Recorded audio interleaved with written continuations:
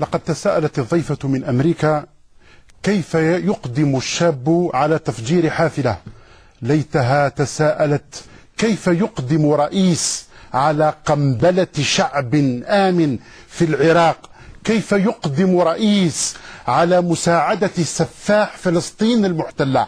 لماذا لم تسأل أين نشأ هتلر الذي قتل نحو 50 مليون بريء؟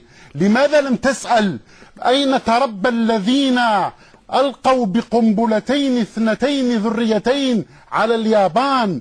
من الذي قتل 3 ملايين فيتنامي بريء؟ من الذي أباد الهنود الحمر؟